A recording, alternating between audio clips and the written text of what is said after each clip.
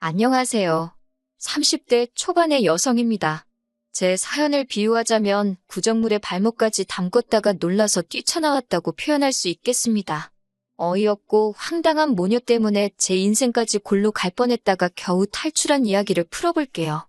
저와 남편은 회사 동료의 소개로 만났습니다. 1년 정도 사귀고 나서 자연스럽게 결혼까지 골인한 경우입니다. 남편은 유흥을 좋아하지도 않고 그렇다고 여자를 밝히는 스타일도 아니에요. 사귀는 동안 서로 언성을 높이는 일도 없었고요. 결혼 이야기가 본격적으로 오가기 전에 재산이나 그런 건 정확히 몰랐지만 어느 정도 하고 다니는 걸 보면 짐작은 할 수 있잖아요.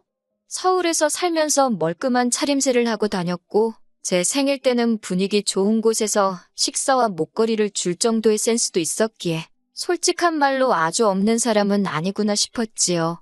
무엇보다 결혼을 약속할 때만 해도 남편과 저는 서로 참 좋아하는 사이였어요. 그래서 남편의 청혼을 기쁘게 받아들일 수 있었고요. 결혼 이야기가 나오고서야 시아버지는 오래전에 돌아가셨다는 걸 들었습니다. 지금은 시어머니와 남편, 그리고 6살짜리 애를 혼자 키우고 있는 나이 어린 신우와 함께 살고 있다더군요. 신우는 남편과 6살 차이였고 아이는 19살에 가졌다고 했습니다. 가출했다가 임신한 채로 돌아왔다며 애아빠가 누군지 본인도 모른다고 하여 찾을 수도 없었대요. 바른생활 사나이 같은 남편에게 이 정도의 대형 사고를 친 여동생이 있다는 점이 좀 충격이긴 했지만 제가 신우랑 결혼하는 것도 아니고 신우가 아이가 있다는 이유만으로 결혼을 엎어야겠다는 생각은 하지 않았습니다. 적어도 제 남편은 정상이었으니까요. 시아버지가 안 계시니까 양가 어머님만 모시고 식사 함께 하는 걸로 상견례를 대신하게 되었습니다. 저희 친정 부모님 나름의 배려셨어요. 그런데 그 자리에 신우가 따라 나올 줄은 몰랐습니다. 신우가 나올 줄 알았으면 저희도 그냥 친정아버지까지 모시고 상견례를 할 걸 싶더군요. 아무튼 상견례 자리에 나온 신우는 시어머니가 하셔야 하는 이야기까지 자기가 나서서 하고 있었습니다. 누가 보면 신우가 저를 며느리로 보는 줄 알 정도였어요. 집은 어떻게 할 거냐, 혼수랑 예단은 어떻게 할 거냐, 어찌나 꼬치꼬치 따지던지 어이가 다 없더군요. 결혼도 안 해본 한참 어린 신우가 너무 나대니 솔직히 꼴싸나왔습니다. 거기다 신우 애가 얼마나 정신사납게 돌아다니는지 행여 넘어지진 않을까 신경이 쓰여 죽겠더라고요. 그때 결국 저희 친정어머니께서 시어머니께 부모하고 당사자들끼리만 대화를 하는 게 좋겠다고 다시 자리를 잡자고 하시더군요. 그제서야 남편이 신우에게 그만 좀 나대라고 화를 냈습니다. 시어머니도 신우에게 밖에서 기다리던지 조용히 하던지 하라고 한 말씀 하셨고요. 그러자 신우는 자기가 틀린 말 한 것도 없는데라며 궁시렁거리더니 애를 데리고 휙 나가버리더군요. 그제서야 자리가 조용해지고 정신이 맑아지는 기분이었습니다. 또한 남편과 시어머니의 반응을 봤을 때 신우가 설치기는 해도 모든 일을 좌지우지하지는 못하는구나 싶어서 다행이다 싶었고요. 시어머니의 말씀에 의하면 돈이 여기저기 묶여 있어서 한 번에는 못 준다며 저희 쪽에서 먼저 1억을 해올 수 있냐고 물었습니다. 당신들은 5천에 자동차와 혼수를 해오겠다면서요. 언뜻 계산해봤을 때 혼수와 자동차만 해도 어차피 5천은 넘겠다 싶었고 그럼 거의 반반 결혼이 되겠다 싶었습니다. 그래서 그렇게 하는 쪽으로 이야기가 되었어요. 집은 최대한 양가에서 도와준 범위 내에서 준비하기로 했습니다. 저와 남편이 각자 모아둔 돈은 각자 알아서 관리하기로 했고요. 결혼식 비용은 손님들이 주실 축의금으로 대부분 충당이 가능할 것 같았고 부족한 부분 역시 반반 부담하기로 했습니다. 모든 것이 매끄럽고 원만하게 흘러가서 결혼 후 제 앞날도 순탄하기만 할 줄 알았습니다. 그런데 인생은 정말이지 예측 불가였어요. 신우는 계속해서 저희 결혼식장에서 자기 애를 화동으로 세우라고 고집을 피웠습니다. 하지만 상견례 때 정신사납게 뛰어다니는 걸 봐서인지 정말 내키지 않더라고요. 남편에게 신우 좀 말려보라고 했지만 지난번과 달리 남편은 그냥 한 번 시켜주고 평생 생색내면 되지 않겠냐는 식이더라고요. 거절할 이유도 마땅치 않고 애한테 좋은 추억이라도 만들어주자는 말에 결국 알겠다 승낙을 했습니다. 하지만 결혼식 당일날 저는 기절하는 줄 알았습니다. 화동이 하얀색 원피스 입는 거야 그렇다 치지만 신우가 하얀색 원피스를 입고 올 줄은 몰랐어요. 원피스도 보통 원피스가 아닌 무슨 영화배우들이 시상식 때나 입을 법한 드레스를 입고 왔더라고요. 하객들도 웅성거리고 저도 너무 열받아서 신우에게 이게 지금 무슨 짓이냐고 따졌습니다. 그러자 신우가 한다는 말이 자기는 결혼식에 가본 적이 없어서 이런 걸 입으면 안 되는지 몰랐다는 거예요.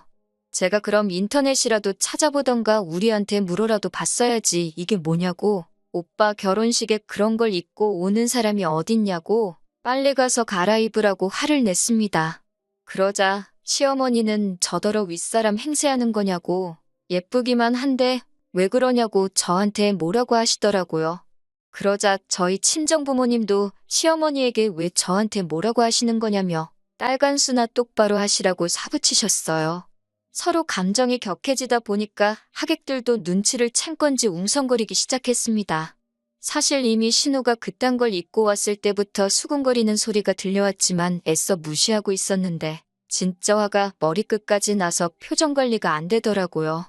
남편은 일단 양쪽 다 좀만 참으라며 신우한테 결혼식 끝나는 대로 저에게 정식으로 사과하라고 했습니다. 저는 신우한테 도저히 안 되겠다고 그냥 애 데리고 집에 가라 했습니다. 그러자 신우는 눈을 치켜뜨고는 우리 오빠 결혼식인데 네가 뭔데 가라 마라 하냐고 난리더군요. 그래서 제가 남편에게 그냥 이 결혼식 하지 말자고 했습니다. 시어머니는 뭐 이런 경우가 다 있냐며 그러면 결혼식 비용은 저더러 다 내랍니다. 자기 하객들한테도 사과하고요. 아주 막무가내도 이런 막무가내가 없더군요. 친정아버지가 경우가 너무 없으신 거 아니냐 하니까 남편 없는 여자는 서러워서 살겠냐며 나오지도 않는 눈물을 쥐어짜더군요. 정말 이 결혼 엎어버려야겠다 생각하고 있는데 남편이 신우의 뺨을 때렸습니다. 너 때문에 이게 지금 무슨 꼴이냐고요. 그러자 신우가 벌개진 볼을 부여잡고는 엉엉 울더라고요.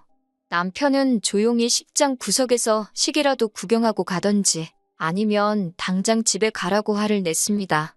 시어머니는 아무리 그래도 그렇지 동생 뺨을 때리냐며 남편에게 신우가 가면 당신도 가시겠다고 하더군요. 그러자 남편이 그러신다면 어쩔 수 없다고 조심히 가시라며 등을 보였습니다. 이런 남편을 보고 있으니 저도 마음이 좀 누그러졌고 친정 부모님의 화도 조금 진정이 되신 눈치였어요. 결국 남편 말대로 신우가 맨 끝자리에 앉고 사진 찍을 땐 빠지는 걸로 결정이 났습니다. 문제는 화동의 엄마인 신우가 맨 뒤에 있으니까 애가 앞으로 오질 않는 거예요. 한 걸음 걷고 지 엄마 쳐다보느라 뒤돌아보고 또 한 걸음 걷고 뒤돌고 아주 미치겠더군요. 거기다 신우는 일어나서 핸드폰으로 동영상을 찍고 있으니 모든 하객들 시선이 또 그쪽으로 향했어요. 그렇게 화동인 시조카가 저희한테까지 오는데 천년만년은 걸린 것 같습니다. 완벽하진 않아도 저 나름대로 꿈꾸던 결혼식이 있었는데 하나부터 열까지 마음에 드는 게 없어서 너무 속상했어요. 게다가 식을 마치고 사진을 찍으려니까 신우가 아무 일도 없었다는 듯이 시조카 손을 잡고는 앞으로 스물스물 나오더라고요. 그래서 제가 안 된다고 막으니까 저더러 빠지래요. 저 없이 자기들끼리 가족사진을 찍겠다면서요.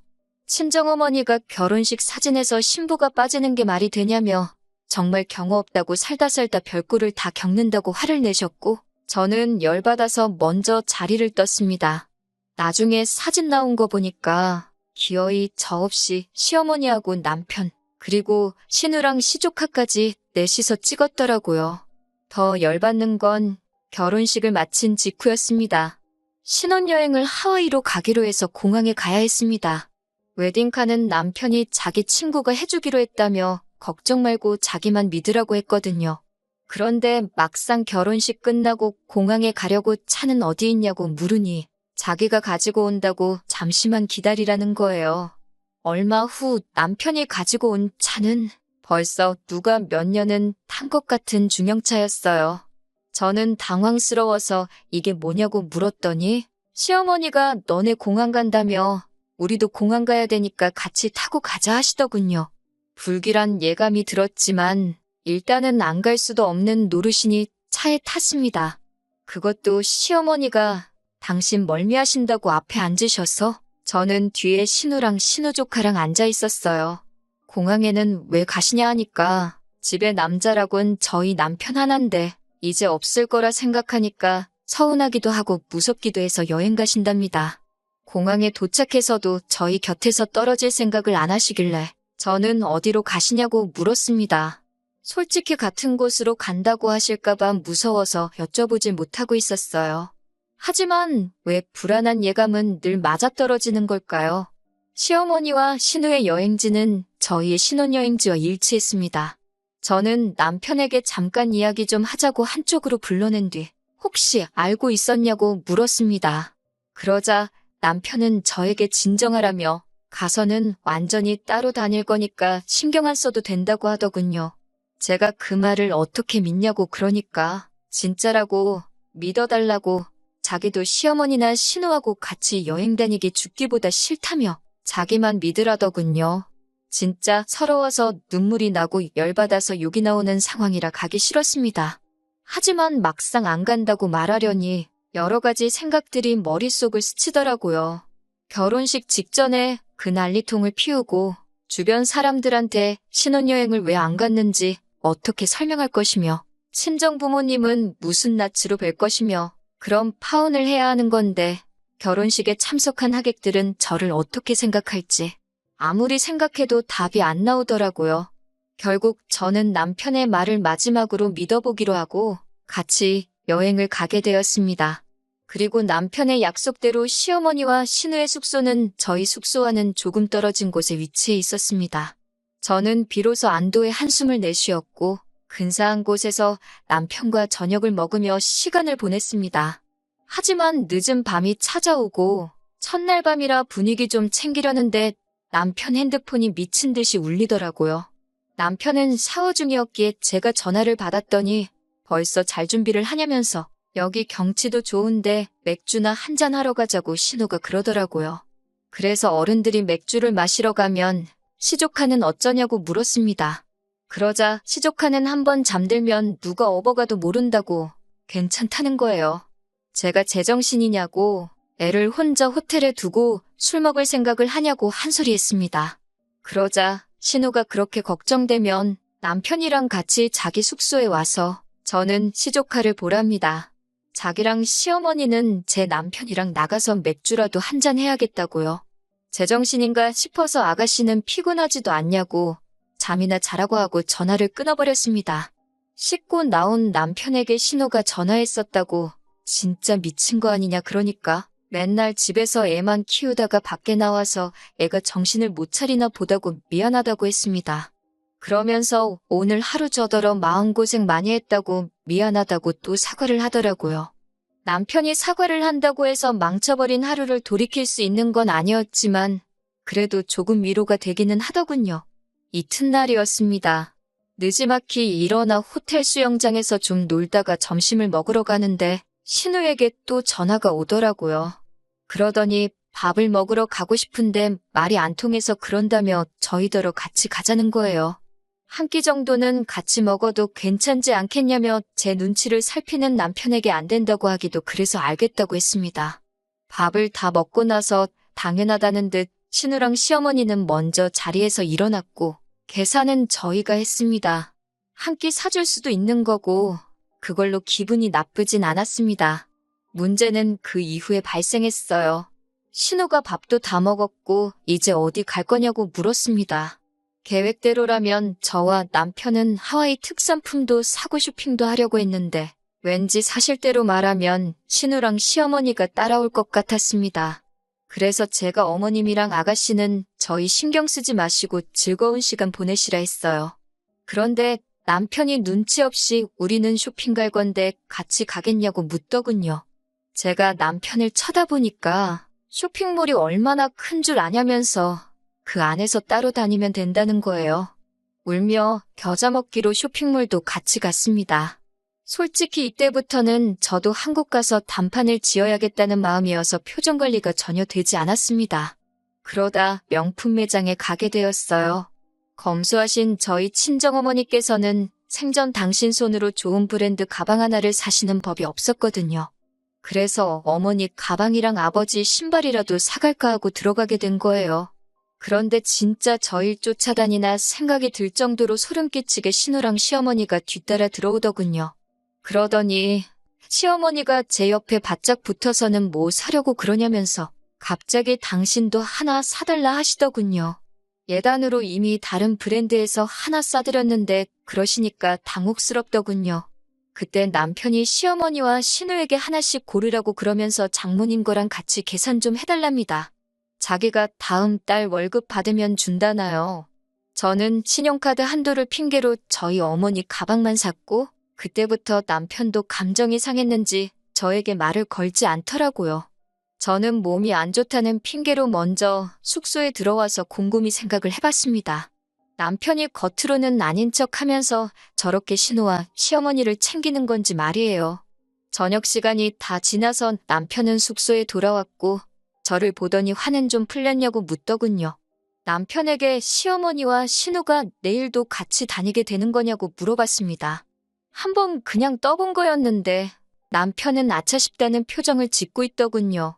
그러면서 오늘 하루 같이 다녔는데 뭐 큰 문제 없지 않았냐면서 내일까지만 동행하고 내일 모레부터는 정말 우리끼리만 따로 다닐 거라는 거예요. 저는 마지막으로 사주신다는 차는 어떻게 된 거냐고 물었습니다. 남편은 멋쩍은 표정을 지으며 어제 공항에 타고 온 차, 그게 우리 차라고 하더군요. 해주신다는 5천도 신혼여행 다녀오면 주신대서 집 계약도 미루고 있었는데 뭐 하나 약속한 대로 된 게 없더군요. 저는 남편에게 그냥 이쯤에서 헤어지자고 했습니다. 결혼 잘못한 것 같다고요.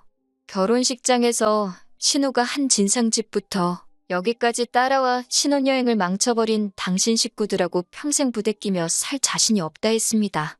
남편은 정말 딱 내일까지만 같이 다닐 계획이었다면서 시어머니도 신우도 남편도 없이 불쌍하게 살았기에 자기가 거절을 못해다며 조금만 이해해주면 안 되냐고 그러더군요. 같은 여자로서 생각을 해보라는 둥, 역지사지도 모르냐는 둥 말이지요. 저는 열심히 떠들고 사과해야 되는 남편을 뒤로하고 저 혼자 다른 호텔을 잡았습니다. 그리고는 귀국날까지 남편 연락을 받지 않았어요. 분이 풀리지가 않아서 어떻게 골탕을 먹일까 하다가 호텔은 남편이, 비행기 표는 제가 결제했다는 사실이 기억났습니다. 저는 제 티켓 날짜는 하루 당겨놓고 남편 티켓은 취소해버렸습니다. 한국에 돌아오자마자 핸드폰 번호를 바꾼 뒤 친정어머니 핸드폰으로 남편에게 전화를 걸어봤습니다. 전화를 받은 남편은 전화 건 사람이 저라는 걸 알고는 악을 쓰더군요. 어떻게 그럴 수가 있냐며 제가 그렇게 독한 여잔지 몰랐다나요. 제가 마음대로 생각하라고 내 돈인데 내 마음대로 왜 못하냐고 그랬습니다. 그리고는 니네 가족이 내 결혼식 망치고 내 얼굴에 똥칠한 거에 비하면 아무것도 아니지 않냐고요. 인생 교훈 더럽게 배운 셈 치고 놔줄 테니까 다신 제 눈에 띄지 말라고 했습니다. 그날 밤 남편이 친정으로 절 보러 왔더군요. 친정아버지가 저 대신 나가시더니 멱살을 잡아 끌고 집 안으로 데리고 오셨습니다. 아버지가 무서운 목소리로 호통을 치시며 너 같은 자식한테 내 귀한 딸을 보낼 뻔했다며 한 번 더 찾아오기만 하면 2번 다시 2발로 못 걸어다니게 한다고 울음장을 놓으셨어요. 그렇게 남편과 저는 지저분한 듯 깔끔하게 헤어졌고 주변 사람들한테도 신우와 시어머니의 진상짓 때문에 없던 일로 하기로 했다 설명했어요. 사실 설명할 필요도 없었습니다. 다들 결혼식장에서 생중계로 무슨 일이 있었는지 봤으니까요. 결론적으로 저는 지금 혼자입니다. 진짜 남자 만나서 망하는 여자는 있어도 혼자라서 망하는 여자는 없다더니 그 말이 딱인 것 같습니다. 다음에 누군가를 다시 만나게 되면 그때는 가족들부터 만나볼 작정이에요. 저의 배우자를 가족으로부터 뺏고 싶은 마음은 없거든요.